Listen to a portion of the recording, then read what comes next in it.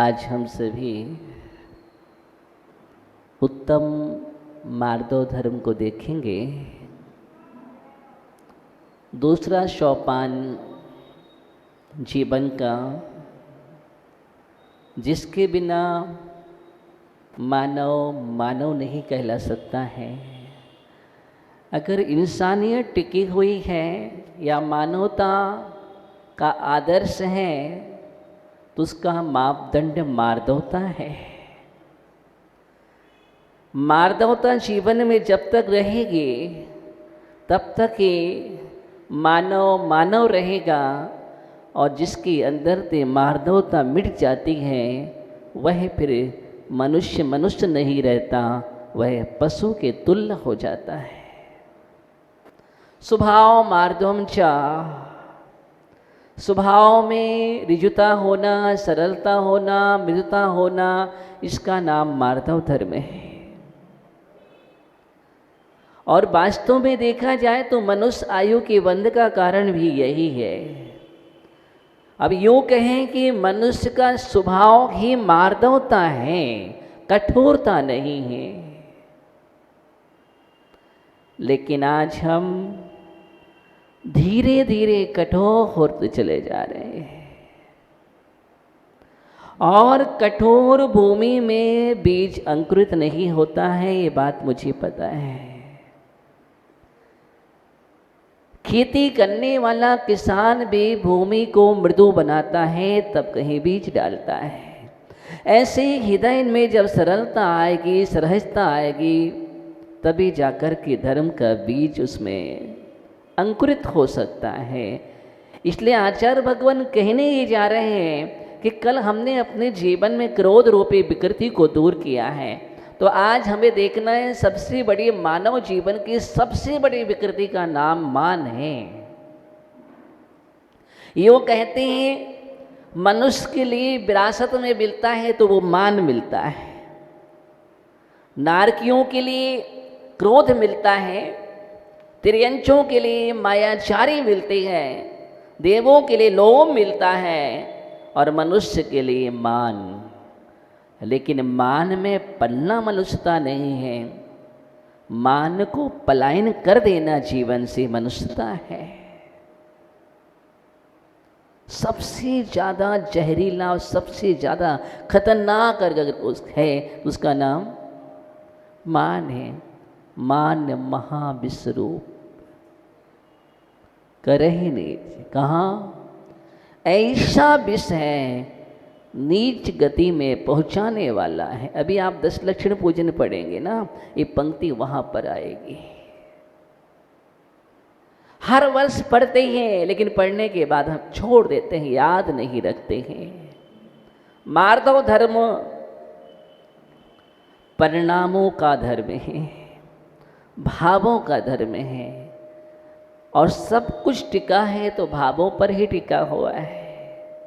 पूरा जैन दर्शन भाव प्रधान है। अगर भाव तुम्हारे अच्छे हैं तो सब कुछ अच्छा है, और भाव खराब है तो सब बुरा है। तुम कितना भी करते रहो, भाव अच्छी नहीं है, धबल नहीं है, तो कितना भी अपने जीवन में करो, तुम कभी भगवान नहीं बन सकते हो। अगर भगवान बनने का सबसे बड़ा कारण है तो वो भाव है। भावों से भगवान बना जाता है और भावों से खिलता है भाग्य। भावों से भाग्य खिलता है, और वही भाग्य के साथ भावों की ऊर्ध्व गति जब हो जाती है तो हमारा ही भगवान हमें मिलता है। इससे भावों से, इसलिए भावों को सुंदर बनाओ। किस बात का अहंकार, किस बात का घमंड, किसका गर्व, कैसा अभिमान किसी के साथ आज तक तो नहीं गया। इतिहास के पन्ने में उठा करके देखते हैं तो अभिमान किसी के साथ नहीं जाता है। हाँ, लेकिन अभिमान जब जब जागृत होता है तब तक हम नीचे ही जाते हैं। अभिमान करने वाला कभी उच्च गति को प्राप्त नहीं होता है। हम सोचते जरूर हैं कि हम ऊंचे उठ रहे हैं, लेकिन मालूम चलता है वो व्यक्ति उतने ही नीचे जा रहा है। आनंद है साथ में बैठने का आनंद जो है, वो आनंद कहीं नहीं मिलता है। तुम्हारा तेज एकता में है, सरलता में। अंगारा तेजवंत है, चमक रहा है, दहक रहा है एक अंगीठी में। किसमें? एक अंगीठी में चमक रहा है, दहक रहा है, द्युतिमान है, कांतिमान है, क्योंकि अंगारा अंगीठी में है। सब अंगारे मिलकर के एक साथ दहक रहे, एक अंगारे के अंदर परिणाम जागृत हुए। एक अंगारा सोचता है क्या कि जब मैं इतना तेजवंत हूं तो मैं अपनी सत्ता अलग से स्थापित करूं, और जहां पर अलग से सत्ता स्थापित करने के विकृति जीवन में आ जाती है, वहां पर जीवन से सत्य चला जाता है।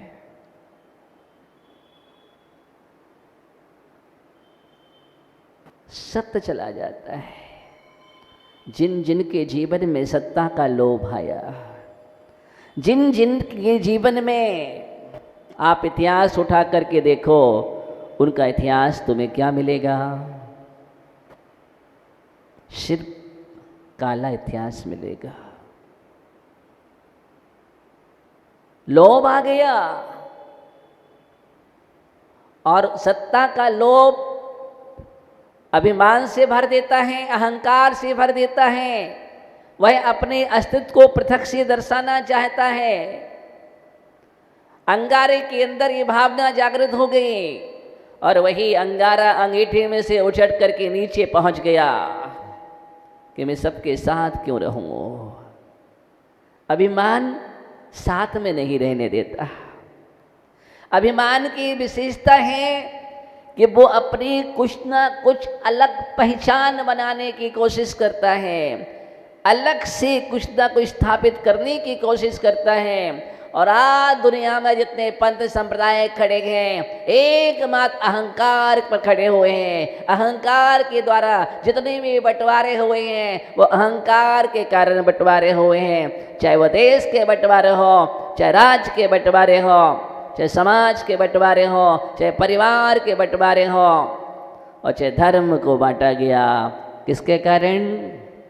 एक अहंकार के कारण। जितने भी संगठन तोड़ते हैं, उसका मूल कारण अहंकार है। जीवन का रस चला जाता है। अहंकार जब आता है तो जीवन का रस चला जाता है। अहंकार ने क्या नहीं छीना, उसके बाद भी हम समझे नहीं कि अहंकार क्या है। हमारी संस्कृति अहंकार की नहीं है। बचपन से संस्कार दिए जाते हैं, और वो संस्कार अहंकार के नहीं, नमोकार के दिए जाते हैं। किसके? नमोकार के दिए जाते हैं। जहाँ नमोकार जीवन में आ जाता है, वह अहंकार नहीं आता, और जहाँ अहंकार आ जाता है, वहाँ पर नमोकार नहीं आ सकता है। क्योंकि नमोकार झुकने की बात करता है, नम्र होने की बात करता है, समर्पण है, विनम्रता है, झुकाव है। लेकिन अहंकार में अकड़ है, सिर्फ अकड़ रहती है, कठोरता रहती है, कर्कशता रहती है,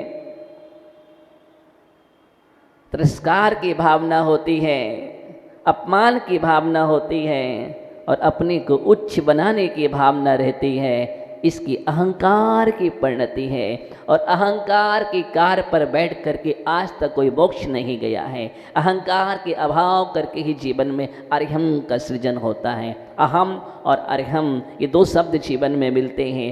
बस अहम को हटाओ, अर्हम बनने में देर नहीं लगेगी। अंगारा अलग हो गया।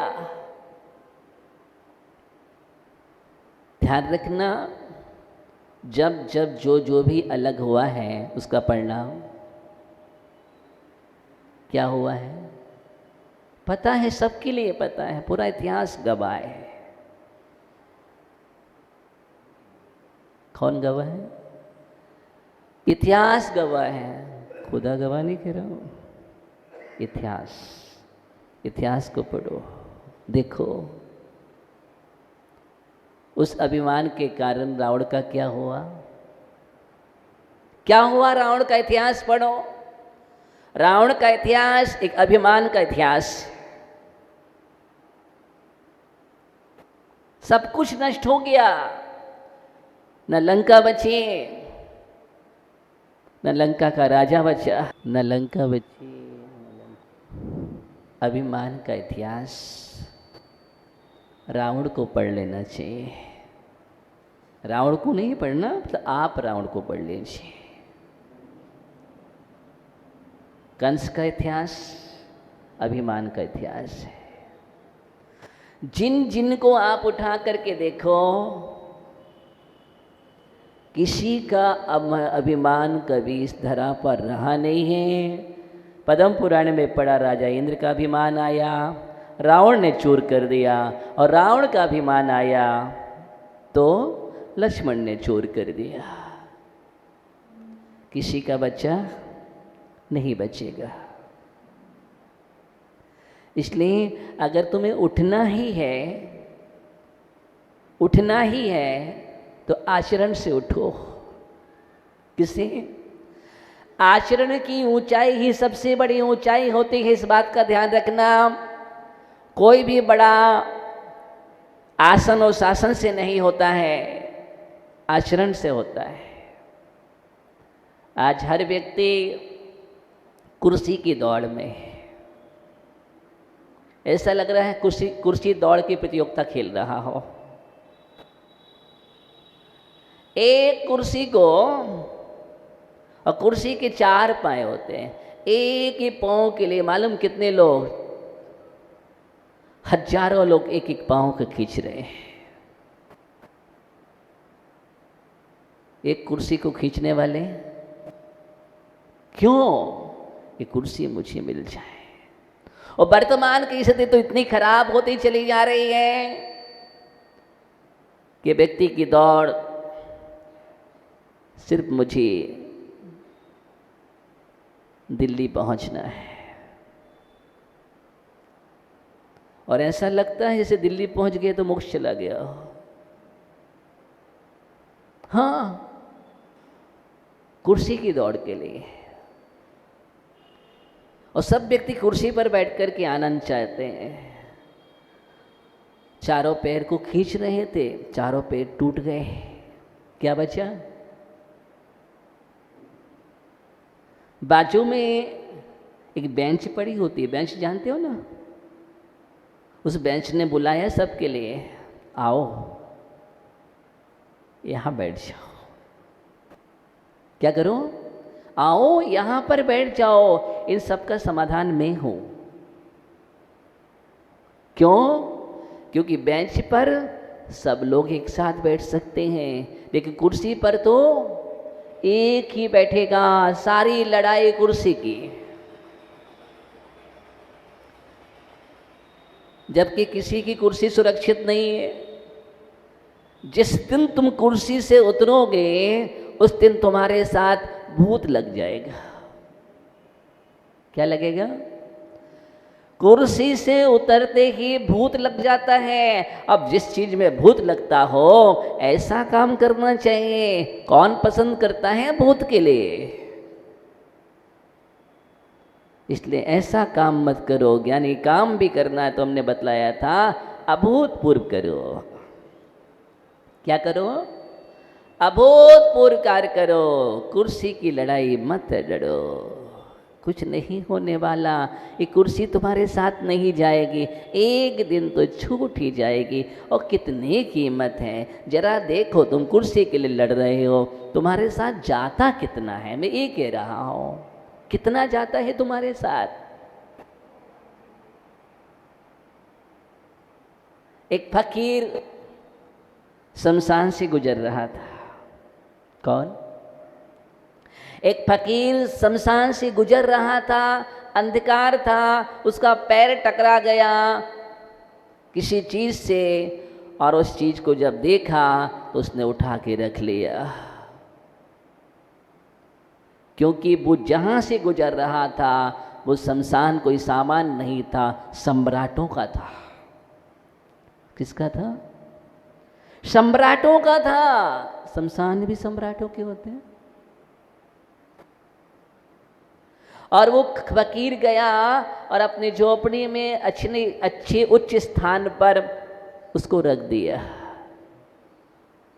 लोगों ने पूछा कि आपने इसको उच्चासन क्यों दिया? मालूम नहीं वो क्या चीज थी? खोपड़ी थी, खोपड़ी। क्या थी? वो खोपड़ी थी, पैर से टकरा गई। उसने कहा एक कभी खोपड़ी सिंहासन पर बैठती थी, एक कभी राज करती थी, सामान्य खोपड़ी नहीं है, सम्राट की खोपड़ी है। आज मेरे पैर से टकरा गई, अगर उस समय टकरा जाती तो मुझे मृत्यु दंड मिलता। मैंने कहा कम से कम इसको उच्चासन पे तो दे दो। कौन कह रहा है? एक फकीर कह रहा है। खोपड़ी शमशान में पड़ी है, पैरों की ठोकर खा रही है। अब बोलो, जो कभी सिंहासन पर बैठती थी आज वो कहाँ है? किसका अभिमान करते हो? बड़े बड़े सम्राटों का अभिमान नहीं रहा तो तुम्हारा क्या रहेगा? चक्रवर्ती का अभिमान नहीं रहा। जब चक्रवर्ती विश्वाचल पर्वत पर पहुंचा दिग्विजय की प्रशस्ति लिखने के लिए, सेनापति दिग्विजय की प्रशस्ति लिख दी जाए। सेनापति पहुंचा, देखा और देख करके दंग रह गया कि प्रशस्ति लिखने की कहीं जगह नहीं है, प्रशस्ति लिखने की जगह नहीं है। भरत चक्रवर्ती सोच रहे थे कि इस युग में प्रथम चक्रवर्ती हो, लेकिन भूल गए इसके पहले भी अनंत चक्रवर्ती हो चुके हैं इस धरा पर। कितने अनंत चक्रवर्ती, उनका इतिहास लिखा था, उस पर आवाज़ आती है एक प्रशस्ति को मिटा दिया जाए, वहाँ से आवाज़ आती है कल दूसरा चक्रवर्ती उस प्रशस्ति को भी मिटा देगा। भला व्यक्ति का इतिहास होता है, बड़ा का कोई इतिहास नहीं होता है, और बड़ा कोई होता भी नहीं है। जो भला है वही बड़ा है। तो हम भले बने, भला बनने में लाभ ही लाभ है। किसमें? भला बनने में लाभ ही लाभ है, क्योंकि भला को जब हम पलट देते हैं तो लाभ बन जाता है। तो अपने जीवन में मार्दवता के द्वारा लाभ को प्राप्त करें। ओम नमः शिदेभ्यः।